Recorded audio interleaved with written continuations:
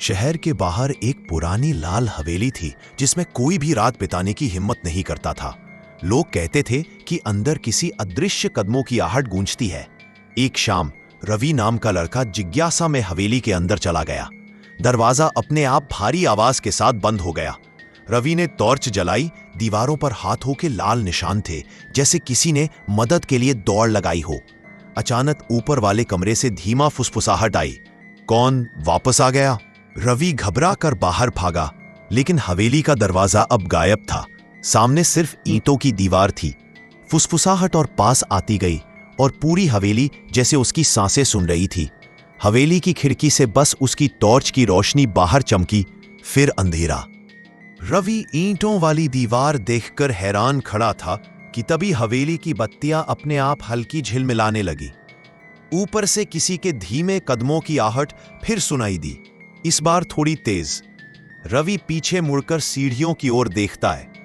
सीढ़ियों पर एक एक करके पुराने लकड़ी के पायदान अपने आप दबते जाते हैं, जैसे कोई अदृश्य होकर नीचे आ रहा हो।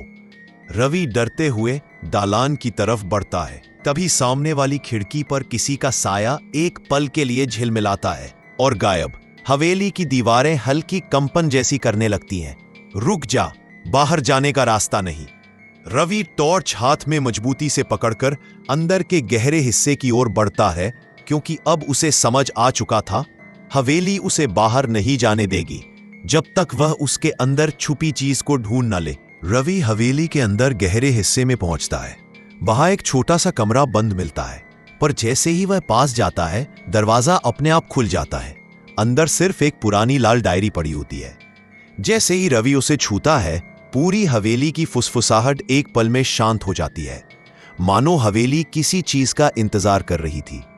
डायरी खुलती है और उस पर एक लाइन उभरती है, हवेली का राज रखने वाला ही बाहर जा सकता है। रवि डायरी उठाते ही मुख्य दरवाजे की तरफ हल्की रोशनी बनती दिखती है। वह धीरे धीरे बाहर निकल जाता है।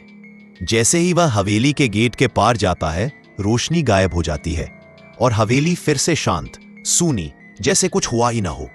लेकिन रवि के हाथ में अभी भी वो लाल डायरी है और हर रात डायरी के पन्ने खुद ब खुद पलटते हैं, जैसे हवेली अब भी उससे कुछ कहना चाहती हो।